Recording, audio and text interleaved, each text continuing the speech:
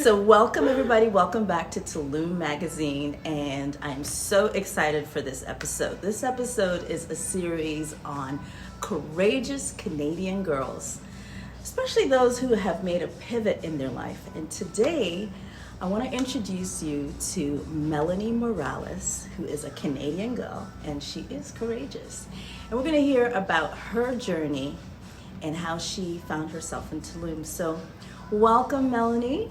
Thank you, Yolia, for having me. I am so excited to talk about my journey because it's definitely been the unique one, I would say. Well, let's hear about it. So I first met you when you came into the clubhouse. Yes, you were one of the first people I ever met in Tulum. Literally. And you know it.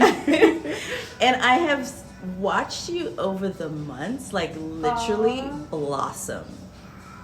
And so I would love to kind of take people back to the beginning. What brought you here? Why Tulum? What was it that was okay, what was happening at that moment where you're like, okay, I'm going to go. I'm booking my ticket and I'm going. Girl, not much going on in my head. There was not much thinking. No plan. There was no plan. So I was in Toronto and I was at a crossroads where I was like, okay, I could either stay in Toronto and do what I'm doing, but I felt like the patterns that I was continuing to do, I was just dying on the inside. And I knew that I had to make a massive change. And so, for whatever fucking reason, sorry, I swear. I don't know if you can swear. That's okay. Okay.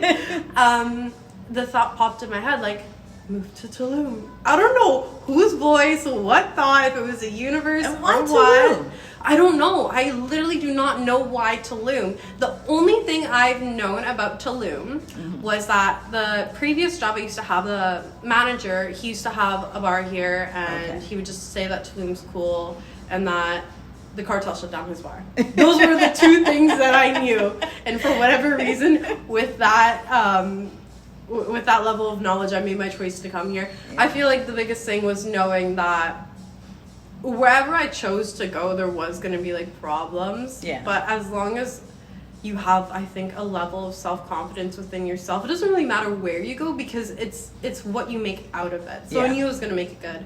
But yeah, so I came here. And it was when I first came here, I didn't know anything. I didn't know where I was going to stay. I was staying in an Airbnb, the one right down here. I didn't know. I was working a job, but you already know I hated that job. It was so sterile. It was sales. I honestly had no idea what my journey in Tulum would look like. Yeah. All I knew was that I had a level of self-confidence within myself that whatever life's going to throw at me, I'm going to say yes and I'm going to take it on, Yeah. And so take me through that first month. Oh my gosh. The first month. Because Tulum, some people can get spat out. Mm-hmm. There's also this, Tulum will haze you. Mm-hmm. Right? So there'll be a series of things that happen that might be good, might be bad. Mm-hmm. What was your experience like that first month? I heard so many people tell me that Tulum, either Tulum test you. That was the big thing I heard, is that it'll test you. My first month, I think just the excitement of coming somewhere new for the first week was the strongest emotion, but after that wears down, you're oh shit. You're what did I do? And so when you're left in that moment of oh shit, you enter in this space where you actually got to start creating. Yeah. Because it's almost like a blank slate. And then in that moment, I think my first month here, I had to really be intentional with how I wanted my other months to look like and how I wanted that to turn out. Because I think if I wasn't intentional with what I wanted from this, I think I would have got so easily swept up in, because it is a vacation town, I would have got so easily swept up in the parties and going out and doing this. So the first month wasn't that fun. Yeah. I didn't go out. I didn't do much. It was really just building a strong foundation and being intentional with what I want my next months to look like. That way I have, like, just delayed gratification. Yeah. So, there's going to be a lot of young folks who are like maybe watching this on YouTube and they're thinking about traveling. Maybe they've never left their state, their province, their country. Had you traveled before internationally? Yeah, when I was 19, another crazy idea popped in my head. I was like, I don't want to go to university. Yeah. I'm going to move to Thailand. Yeah. When I told my parents this, they cried. They like tried to stop me to go. I still went. I was there for 6 months working as a teacher. So I think through that experience, I learned that like I just gained such a level of self-confidence within myself. Yeah. And I think for those, if I could, talk to 19-year-old me before I went to Thailand, I think a lot of us forget how well we can actually manage situations. Yeah. Right? But you'll only know that by putting yourself in situations and by putting yourself in moments that you didn't think you could overcome. But then overcoming them and being like, oh shit. Like, oh wow, I can actually do this. So coming to Tulum, and after being through so many trials and tribulations, traveling previously, it wasn't too stressful. Yeah. And you have made a pivot. Yes. You mentioned when you came here, you were initially like in a sales job, working remote. Mm-hmm. And there were some days you'd walk in here and you'd be like on a high, and then some days you're like, some days I wasn't sure you were gonna make it. I'm like, oh, she's going back to Canada for sure. She's a goner. This one's a goner. So tell me through how you worked through, changing out of that position, and then finding your next sort of set of work, because you kind of buckled down. Oh, I had to, because I'm alone here. It's just me. Yeah. Like no one's funding this trip. Like I do everything for myself. I pay my bills, everything, right? So just to like trail back to the beginning, so I was working that sales job. I absolutely hated it. Yeah. And I would like to tell everyone I quit, but I will publicly go on record saying I got fired. But not because I'm a bad employee, not because I did anything wrong, but because my energy was just so low. Like, you can tell when someone doesn't want to be there, and when you're keeping an employee there who doesn't want to be there, like, it's just a negative energy for everyone. Not that I was negative, but there was no life in my voice. Yeah. Like, none. And so when I got fired, and I told you this too, I gave myself, it was on a Sunday, I work on a Monday, which is like, whatever, we won't get into the fact that it was like less than 24 hours before my shift, but most people would feel, oh my God, you just got fired, you're in the middle of Tulum, you should cry, you should be stressed, you should be this, like, this is like the conditioned kind of like what should happen. Yeah. But for me, I didn't want that. I actually felt so relieved. I started dancing. I turned on music. I gave my body a space. I was like, if you want to be sad, you can be sad. But no, I felt so free. I felt so happy. Mainly, I think because I knew that I would be okay. Because I knew that anything that I did with like my heart and with passion and that felt aligned was going to work out, and that's where I'm at right now. I work as a freelancer now. Like, I love marketing. I'm a student. I do copywriting, content writing, all that stuff, and that's like actually what I enjoy. And so, I had this theory that because I feel so aligned with it, it's gonna work out, and it did. Yeah. But it was scary a little bit. It's so interesting because I talked to a few people, and one of the patterns I notice is when they come to Tulum, it's kind of like they find themselves. Like you had said to me that writing was actually something that you wanted to do. Walk me through kind of like your day-to-day routine in Tulum. Oh. It's weird because I feel like I have to be more disciplined now. Yeah. That I'm like a freelancer, now that like I have my schedule in my hands. Because if I wasn't disciplined, I feel like it would all kind of like fall to the wayside. Yeah. And do you mean in terms of partying? In terms of like your fitness? Like, what are the things that you like to do here? Okay, so yeah, I think my daily routine is really awesome because I get to wake up and I get to choose like what I feel like. Some days I wake up and I'm like, I want to go work by the beach. Yeah. Or some days I wake up and I'm like, I want to go work at Clubhouse. Yeah. Or I want to go work here, right? And so I get to choose what I want to do. So I pick whatever cafe or whatever spot I want to work at. Yeah. I work. I meet people.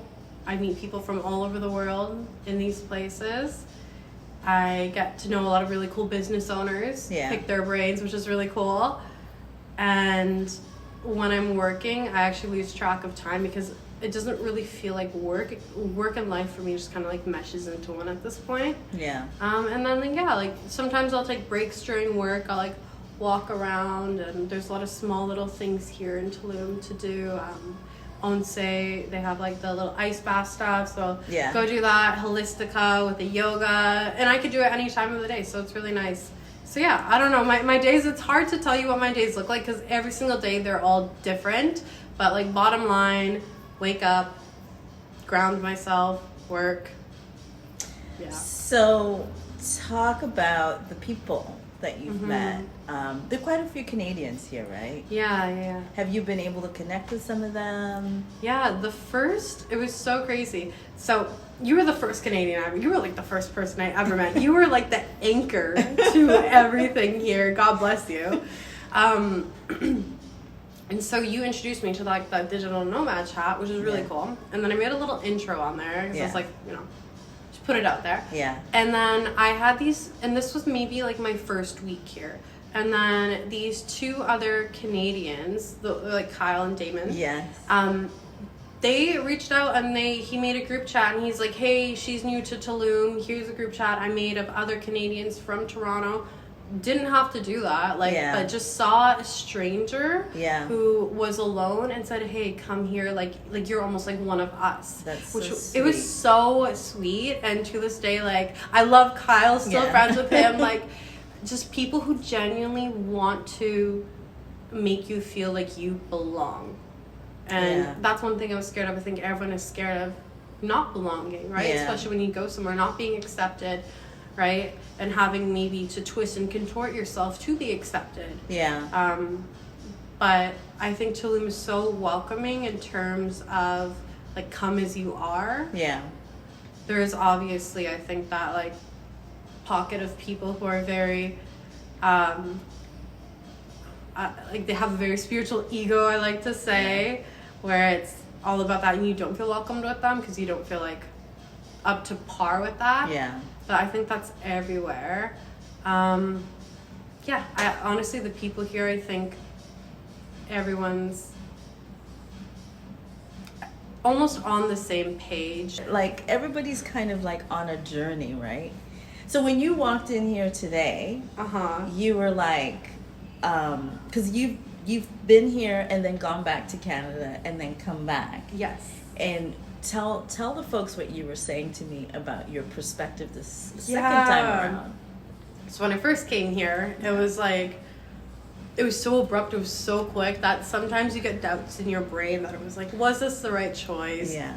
Should I have moved? Was this just a choice made on like impulse? Yeah. Right? And so I went back to Canada, obviously see my friends, family, right?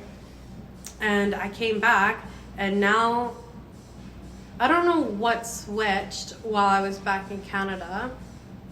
I think too that without knowing how much I've grown here, I went to Canada and I saw my old life, and then a part of me actually tried to like fit back into it. But we were talking about like it was like a shoe I didn't fit in, and I kept trying to make myself fit into it, and it was so uncomfortable. And when I came back here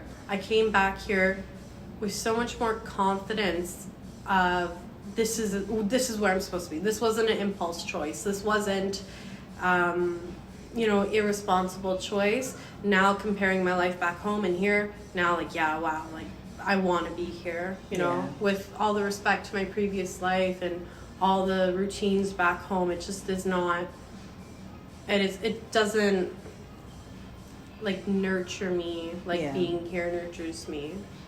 I love that. You know, a lot of people, when they think of Mexico, you get the questions about safety, you get the questions about the cartel, and I mean, what has your experience been? Do you feel safe here? When I first came here, I was so scared. Yeah. I was so scared. I wouldn't even walk out in the daytime. Yeah. And it was based upon no reason. Just like this that no one questions. This is just this stereotype that Mexico's not safe, right? Yeah.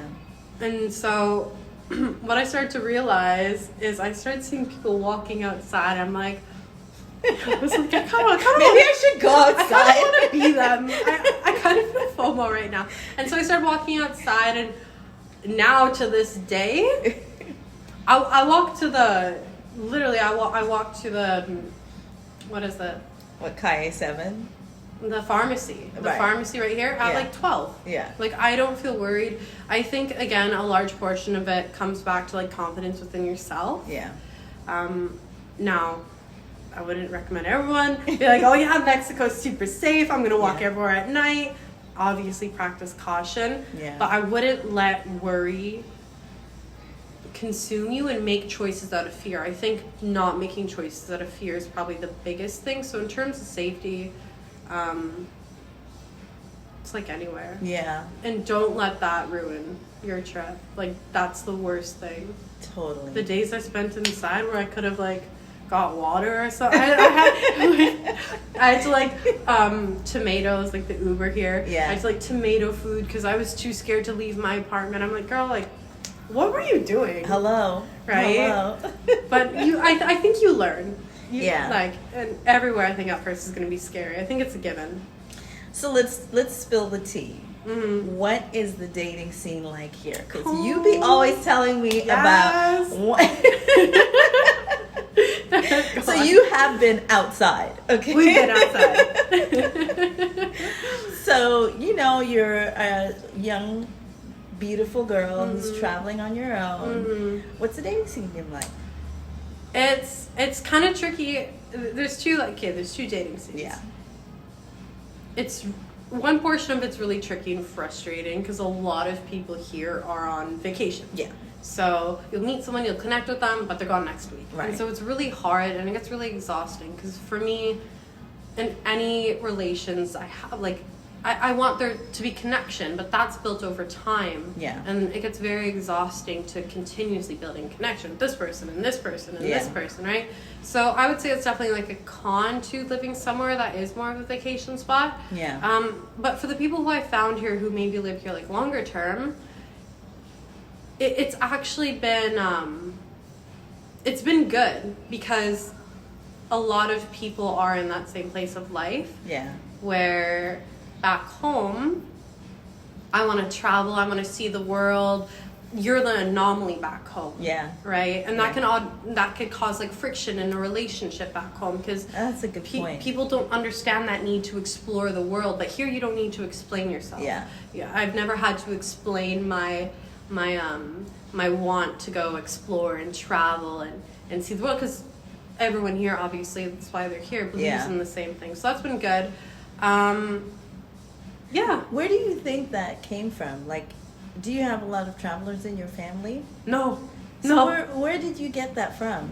I think maybe because I didn't. Yeah. I've always been driven to just like have, I guess, like experience the most like widest range of things in my human experience because I know my human experience is so limited that I want to feel everything on my skin. Yeah.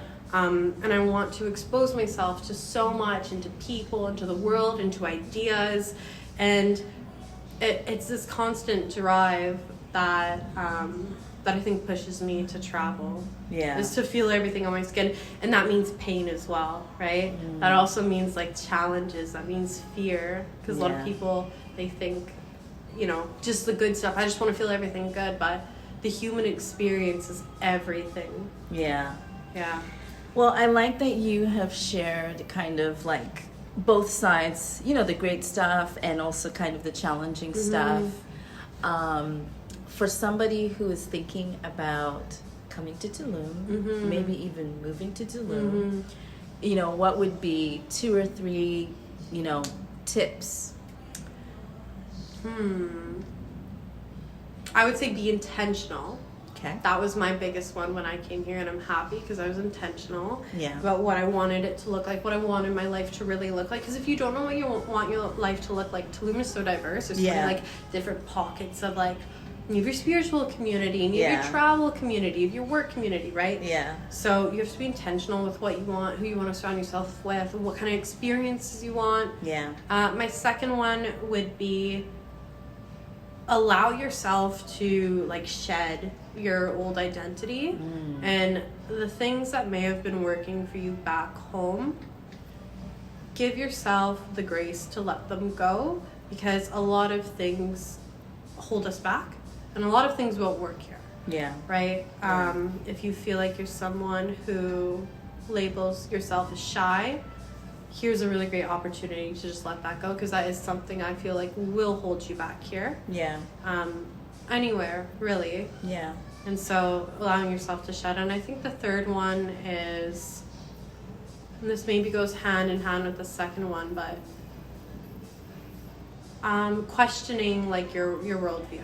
Yeah. Questioning how you think the world should run, how you should see the world. I learned this early, like traveling in Thailand. It was like huge culture shock. Yeah. Because you think the world should be one way. You think houses should look one way. You think, oh my god, if you guys could see the streets here. You guys think streets should look one way. No. But that doesn't make it like wrong or right. And so like dropping like what you think things should look like, I think would be the third one. Because if you hold on to what things should look like, in terms of like what they look like back home, you're going to be in constant resistance with everything going on here, because things move on Tulum time. Totally. And that seems to be a theme here in terms of just like having an open mind. Like a lot of the people I meet here, they all are kind of in that vein where they either had to change their mindset. You know, one of the things that folks may or may not know about Tulum is they say it's an energy vortex. You've kind of alluded a little bit to the fact that there is a spiritual community here. You know, we've just come out of like pandemic, which was a crazy time. A lot of people now are more open to talking about mental health and understanding things that might not be sort of traditional. How do you sort of fit in that equation? You know, there's a lot of people who come here for the spiritual and wellness side. You know, you talk about being open-minded. How do you feel about, do you think Tulum has a spiritual component to it, or do you think that's just a myth? Like, I think that's such a good question, and I really haven't really pondered it like super deeply. How I feel, I guess, when I first came here, because I've like before I came to Tulum, I was always into like metaphysical and stuff like that, so it wasn't new to you, something new. When I came here, what I saw a lot that actually like I didn't really like. But this maybe was like my own ego and like what I think things should or shouldn't look like. Was a lot of people like parading around wearing this like mask of like, look at me, I'm pure, I'm this. But maybe like again, like maybe this is just me. Like maybe this is... like that's real talk. Like there is a lot of that. Okay, good. Good. I'm just trying to be like as real as possible, you know? But it's just like the spiritual ego, and it's a lot of people masquerading around, but not really. When you talk to them, there's no presence within them. They don't actually. You don't feel good around them. That is like a key tell sign. Like if someone makes you feel undermined, and like you know less, it's usually because they have their own internal things inside of them. Right. So there's some of that, but in terms of having an energy vortex, I never really understood what that meant. Well, but so what I've understood is that there's places like Egypt and places like I think in Arizona, where just from a scientific standpoint, there's like a stronger energy frequencies are detected more strongly. But anyways, I don't know. you know, it's interesting because there seems to be a certain commonality between the kinds of people who find themselves here. Yeah. So that's just something. I feel like yes and no. I feel like, so I feel like there's that portion. Yeah. And then I do feel like, because I've had like really like the most profound spiritual experiences here, more than anywhere. And not even just, not in a ceremony, not like, you know, doing ayahuasca, literally in my room, meditating on the floor, right? Just so profound, and I don't know why, right? But it's such a hard answer. It is, because I don't know. I can't say yes or no. Well, it's like, so, you know, some people talk about, like, I haven't done any of the ceremonies. I haven't done any of the medicine. Either. Right? I haven't done any of the medicine. But it's interesting that you decided to come to Tulum. Oh, and, right. you know, they talk about Tulum, like you being called to Tulum. Right? And then you have kind of made just a different chapter in your life here. So it's interesting. So stories still to be told, right? Yeah. I'm sure, you know, it'll be interesting to kind of analyze and look back and see, you know, what your Tulum chapter was like, you know. I'm so excited. You know what, I like now thinking about how it was like, how I just picked Tulum out of nowhere and how things so divinely worked out. Yeah. Like, not even funny, how things so perfectly worked out. Just so happened I booked the Airbnb here, like 2-minute walk from here. Yeah. And then that's how I got introduced here. If I was never introduced to Clubhouse, never would have met you, never would have met this person, never would have been sitting here. Yeah. Right? It's like so everything kind of connects. So divinely. I never had a bad moment in Tulum either. Like, there's not like one moment where I don't have a story where it was like, oh my God, this was like a really scary moment. Yeah. Not like that has not happened to me. I don't think it'll happen. Knock on wood. It won't happen. I don't think it'll happen. Yes, like, we're not trying to call that into your life anyway. Everything has been so divinely perfect here. It's crazy. So Melanie, for the tourists, what are some of your favorite places or things to do in Tulum? I am like the worst person to ask. Come on, I am like, give me I don't even one go or out. two. Give me one or two. Okay. Okay. Depends what you're coming here for. If you're a spiritual tourist and you're like wanting to come here and do like all the, you know, like the Tulum stuff. Holistica. Okay. Love Holistica. They got the yoga, the sound baths. They got like Wim Hof breathing and the ice bath as well. Have you done all of those things? No. I just know they have. What do you do? Just sit at the cafe? What do you do? Sit at the cafe at Holistica? No, because it's so hot. I went one day with my laptop to like go. I'm like, this is perfect. I'm gonna go do yoga and study. Are you kidding me? Have you ever tried working without AC? It is the worst thing. Worst it was ever. Disgusting. Y'all need to come to the clubhouse. We have AC, okay? I'm spoiled at the clubhouse. I'm like at Holistica. I'm like, I feel disgusting. I need to be at Clubhouse right now.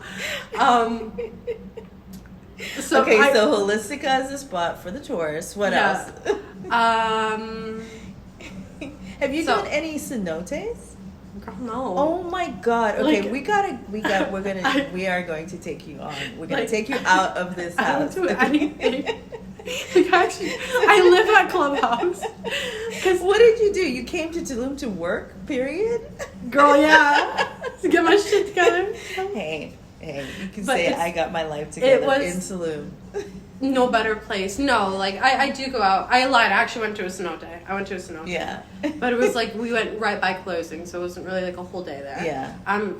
So Holistica, if you want to party and you like, kind of like, you like want to celebrate with everyone, the beach, like anywhere on the beach is a lot of fun. They got beach clubs.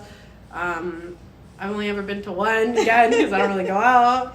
And they have like some nightlife there. I went to this one restaurant. I don't remember what it's called. I think it's right by Ilios. Oh, okay. It starts with Called a P. Bach? Maybe. But it was so crazy. Did they have a live show? Yeah. Oh, okay. And I didn't know they did live shows. Was it one of those like with the fire and Yeah. the gymnastics? Yeah, it was probably Bach. Because I was just eating, and Yeah. I don't, like, they don't really advertise. I don't know if it's, No. I don't think it's Bach, but they don't advertise they're doing a show. All of a sudden, I'm eating. Like, I think we're in a restaurant. We had a beach day. We were not Yeah. planning to go out and, like, have a crazy day. We just were hungry. Yeah. All of a sudden, sparklers and dancers, and it turns into a nightclub. I haven't even finished my meal yet. I'm like, what's going on? But it was so cool. So I recommend that place. Not exactly what it's called. It's just That's the P. Yeah, no, Yeah. I know those places well. It's either Bach or Elios, and and they have a bunch of them. There's a whole restaurant group I will not mention, but anyway, it's fun down by the beach. You know, if you're in the mood. And What then- else? So, how do you get around Tulum? Walk. Girl, I walk. So you're not part of the scooter, the Hell ATV. no. I don't know. I don't even know how to drive back in Canada, let alone in Mexico. Okay, yeah. You're like me. I'm like biking around or I don't even walking. bike. That's it. I walk. Like, I haven't even rented a bike, like a, not bike, but like bicycle. Yeah. Not even a bicycle. I should. I don't feel the need to because Yeah. everything's so close. Yeah. And walking's nice. Like, Yeah. and walking maybe back home and, you know, in Toronto, it's like, you're by you're by, not trees, you're by like, skyscrapers and Yeah. people and cars, and Yeah. it's not nice. But here it's you go on a nice walk. I'm by trees. I'm Yeah. by like nature. I Yeah. actually enjoy walking here. Yeah, me too. Me too. And I've lost a ton of weight. How Yeah. do you feel about your health here? Your health and eating, and let's just talk lifestyle. Mm-hmm. The funniest thing is people, when they hear I'm living in Mexico, they're like, oh my gosh, the food must be so healthy. No. I mean, yes, but like, there's What are you street eating? tacos, street tacos, and like burritos. A lot of the stuff here is like, just like anywhere in terms of health. If you want to be healthy, you'll be healthy. If you want to be unhealthy, you'll be unhealthy. There's unhealthy food here, healthy food here. The one thing I do have to say is healthier food is easier to access here than it is in Canada. Yeah. Um, Yeah, we hear that Yeah. all the time. It's like, if you want to get up, have fruit juices, have fresh. It's there. You can totally access that so much more easily and at much more affordably. Yeah. Yeah. Whereas it's very niche in somewhere in Canada. And so, yeah, in terms of lifestyle, it's because I've always been like obviously about health and fitness, you know, like always trying to take care of myself. Yeah. So I didn't find coming here there was any I didn't struggle to find like a yoga place. I didn't struggle to find a gym. I didn't struggle to find vegan food. I'm not vegan, but I don't eat meat. So yeah, I think for those people who are conscious about their health and like that kind of lifestyle, they'll go in so easy to Tulum. And then those people who are like, don't care, love to eat meat, like to eat unhealthy, you're good here too. Yeah. All right. Well, Miss Melanie Morales, if people want to hire a fabulous writer, digital marketer extraordinaire, how can they connect with you? They can connect with me on LinkedIn. Okay. At my name, Melanie Morales. Nothing special, just my name. And email via email. Okay. I'm gonna sit here and go through my whole email because it's quite long. Yeah. But yeah, like I'm on Instagram. That's more like my personal life, but What's your handle? Melli. Can I just Melanie Morales? But it's spelled MELLIMORALESA. Okay. Yes. All right. Well, thank you for joining us at Tulum Thank Magazine. you, Yoli, for having me.